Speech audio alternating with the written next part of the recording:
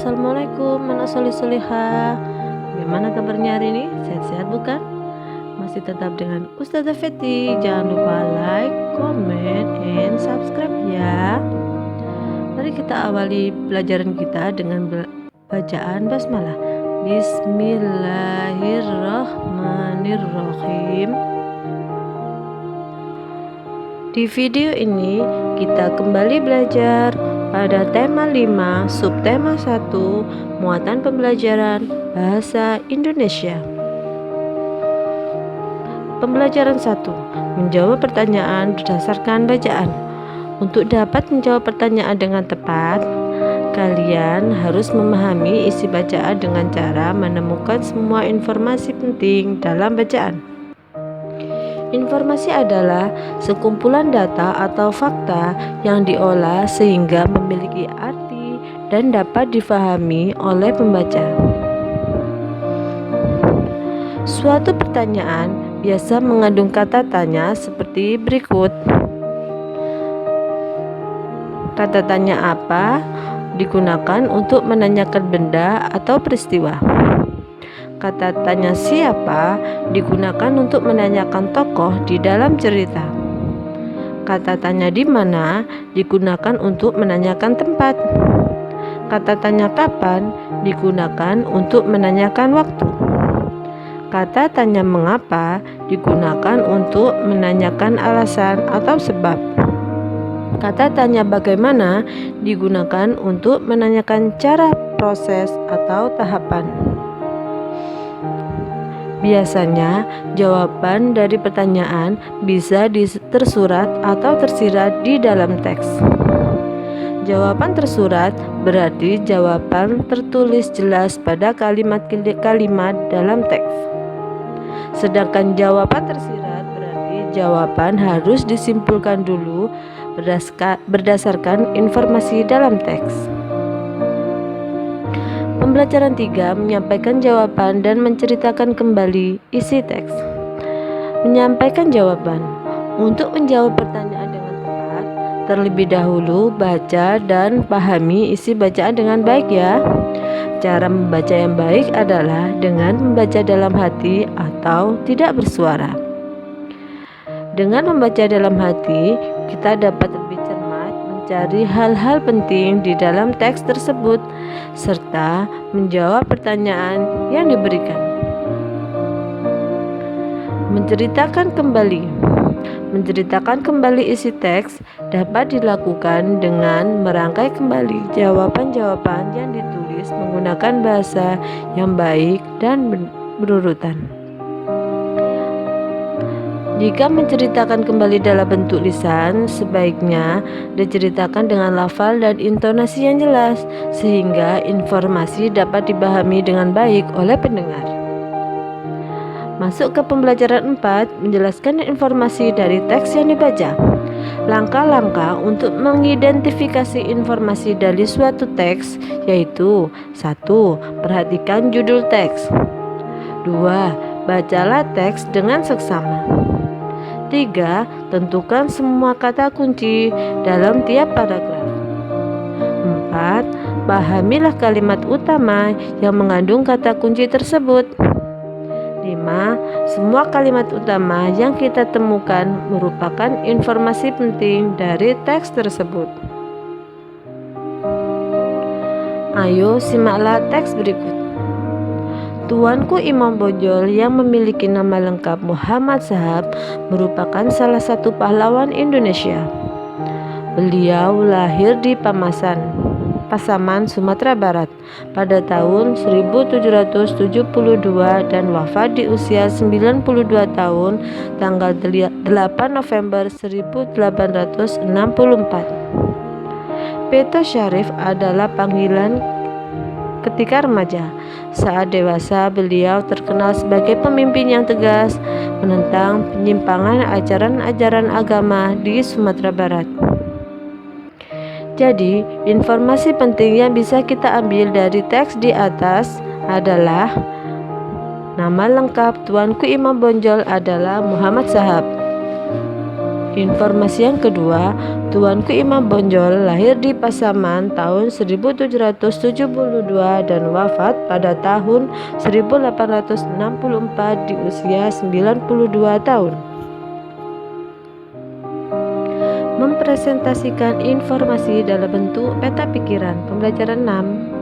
Peta pikiran merupakan suatu cara untuk menyajikan konsep, ide, atau informasi lain dalam bentuk diagram. Pada peta pikiran, topik utama teks biasanya dihubungkan dengan informasi lain yang ditulis dalam bentuk kata kunci atau gambar. Penyajian informasi dalam bentuk peta pikiran diharapkan dapat membantu kita untuk mempelajari informasi dengan lebih cepat dan efisien. Berikut ini adalah contoh dari peta pikiran.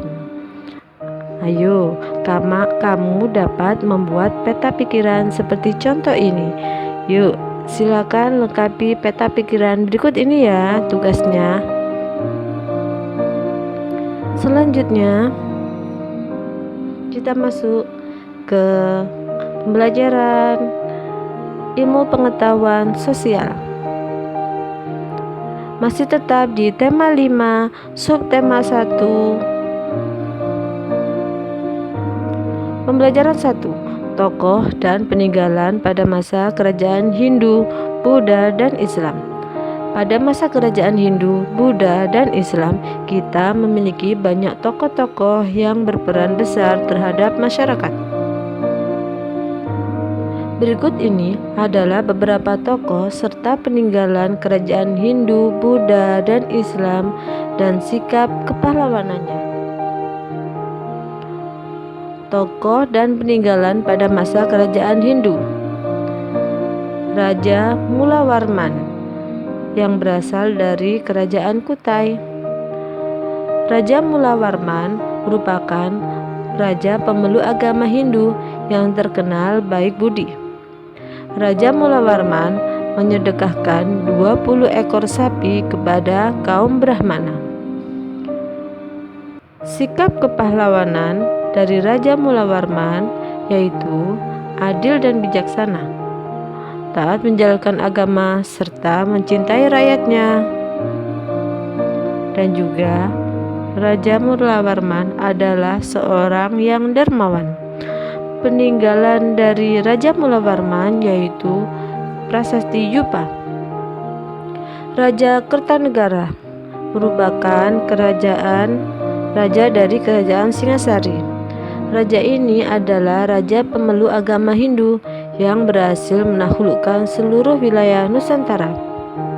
Sikap kepahlawanan dari Raja Kertanegara yaitu pantang menyerah dalam menyatukan Nusantara, berani dan tegas menolak untuk tunduk kepada bangsa Mongol.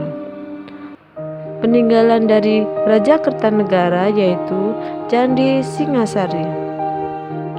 Patih Gajah Mada pada kerajaan Majapahit. Patih Gajah Mada adalah seorang raja yang menumpas pemberontakan Ranggalawe, Sora, Nambi, Kuti, dan Sadeng. Patih Gajah Mada juga mengucap Sumpah Palapa. Sikap kepahlawanannya rela berkorban, gagah dan berani, dan bersikap kesatria. Peninggalan dari Patih Gajah Mada yaitu sebuah kitab yang bernama Kitab Kutara Manawa. Pengaruh peninggalannya dijadikan sebagai sumber sejarah. Tokoh dan peninggalan pada masa kerajaan Buddha. Raja yang pertama yaitu Raja Balaputradewa dari kerajaan Sriwijaya. Raja ini adalah seorang raja pemeluk agama Buddha yang berhasil membuat kerajaannya sebagai pusat perdagangan, pelayaran, pendidikan, dan penyebaran agama Buddha di Nusantara. Sikap kepahlawanannya jujur dan disiplin dalam memimpin rakyatnya, adil dan bijaksana dalam menegakkan hukum. Peninggalan dari Raja Balaputradewa yaitu sebuah prasasti yang bernama Prasasti Kedukan Bukit. Yang kedua, Raja Samalatungga dari Kerajaan Mataram kuno Buddha. Raja Samaratungga telah membangun Candi Borobudur.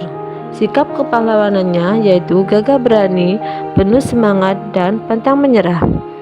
Ya, peninggalannya adalah Candi Borobudur. Pengaruh peninggalannya dijadikan sebagai sumber sejarah dan sebagai objek wisata sejarah. Berikutnya, tokoh dan peninggalan pada masa kerajaan Islam. Yang pertama, ada Sultan Iskandar Muda yang berasal dari Kerajaan Aceh. Raja ini merupakan raja pemeluk agama Islam yang berhasil membuat Kerajaan Aceh mencapai puncak kejayaannya. Sikap kepahlawanannya yaitu adil dalam menegakkan hukum, selalu mengutamakan kesejahteraan rakyatnya. Peninggalan dari Sultan Iskandar Muda yaitu sebuah masjid raya yang bernama Masjid Raya Baitur Rahman. Raden Patah dari Kerajaan Demak. Raja ini adalah seorang raja pemeluk agama Islam yang menjadi penguasa pertama Kerajaan Demak. Sikap kepahlawannya menghormati kebebasan beragama. Selanjutnya berani melawan penjajah. Peninggalannya yaitu Masjid Agung Demak. Selanjutnya Sultan Malik Al-Saleh yang berasal dari Kerajaan Samudra Pasai. Sultan Malik Al-Saleh merupakan pendiri Kerajaan Samudra Pasai. Sikap kepahlawanannya gagah berani, penuh semangat, dan pantang menyerah. Peninggalannya yaitu Nisan Sultan Malik Al-Saleh. Pengaruh peninggalannya dijadikan sebagai sumber sejarah dan juga sebagai objek wisata sejarah dan religi. Yang terakhir ada Sultan Hasanuddin dari Kerajaan Goa Talu. Sultan Hasanuddin berhasil membuat Kerajaan Goa Talu atau Makassar mencapai puncak kejayaannya. Sultan Hasanuddin mendapat julukan ayam jantan dari timur karena berani melawan Belanda yang menghalangi pelaut Makassar membeli rempah-rempah dari Maluku. Sultan Hasanuddin kalah karena pengkhianatan Raja Arupa Palaka dari Bone dan terpaksa menandatangani perjanjian Bonea yang merugikan rakyat Goa Talu, Makassar. Sikap kepahlawanannya yaitu gagah berani, penuh semangat, dan pantang menyerah. Peninggalannya yaitu sebuah makam Sultan Hasanuddin. Makam ini juga dijadikan sebagai peninggalan sejarah